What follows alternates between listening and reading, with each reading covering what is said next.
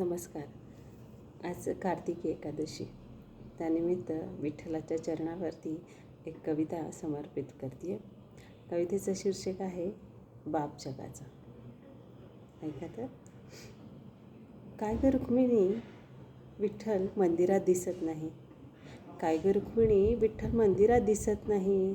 कुठे गेलाय? तुला काही सांगून गेला का ग बाई? आणि नेहमीप्रमाणेच मी मंदिरात गेले, पण मला विठ्ठल दिसलाच नाही. म्हणून मग मी मागच्या दारी गेले. तिथे रुक्मिणी होतीच एकटी. मग रुक्मिणीला मी विचारलं, तर तिचं उत्तर काय माहिती यावरती? ती म्हणते, छे ग, विचारले तर मी कुठे जाऊ देणार. विचारले तर मी जाऊ देणार नाही याची खात्री, म्हणून तर निघून जातो असा रात्री बेरात्री.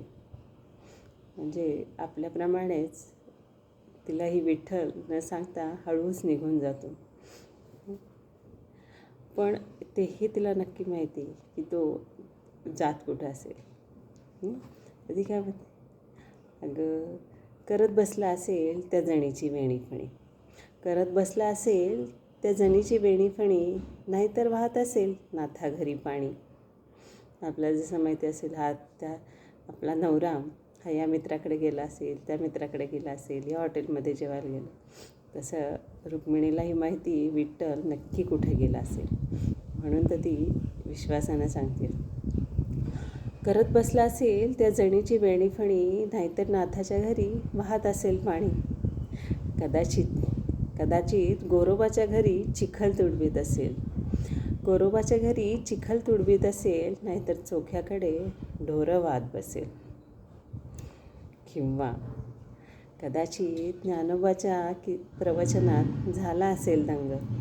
कदाचित ज्ञानोबाच्या प्रवचनात झाला असेल दंग, नाहीतर तुकोबाच्या कीर्तनात नाचत असेल श्रीरंग. म्हणजे कुठे कुठे असेल श्रीरंग हे रुक्मिणीला पक्का माहिती.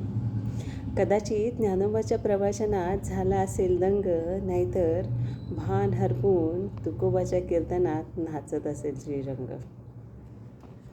आणि या साऱ्यातून वेळ मिळाला तर येतो रावळाच्या ताटी. या साऱ्यातून वेळ मिळाला तर येतो रावळाच्या ताटी, पण तिथेही असतेच की त्याच्या भक्तांची दाटी. म्हणजे भक्तांना तो यांच्या घरी नाही भेटला तर रावळात नक्कीच भेटतो हे भक्तांनाही माहिती. या साऱ्यातून वेळ मिळाला तर येतो रावळाच्या ताटी, पण तिथेही असतेच की त्याच्या भक्तांची दाटी. आत्ताशा तो माझ्या वाट्याला तसा कमीच येतो. आत्ताशा तो माझ्या वाट्याला तसा कमीच येतो, पण त्याला क्षणभर पाहताच माझा राग कुठल्या कुठं जातो. रुक्मिणीला माहिती आहे की विठ्ठल हा सगळ्यांचा आहे, बरोबर. म्हणजे आपल्याला जसं त्याचा एका क्षणामध्ये त्याचं रूप पाहताना आपल्याला विसरून जातो, तसंच रुक्मिणीचा रागही एका क्षणामध्ये त्याला पाहताच नाहीसा होतो. म्हणून मी आता ठरवलंय आजूबाजूला पाहायचं नाही. आजूबाजूला पाहायचं नाही. जे माझं नाही ते मिळवायचा अट्टहास कशापायी.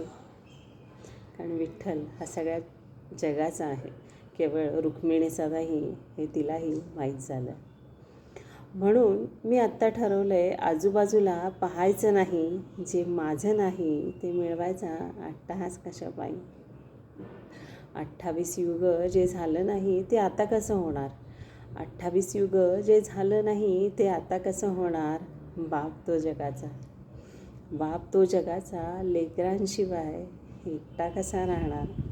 बाप तो जगाचा लेकरांशिवाय एकटा कसा राहणार.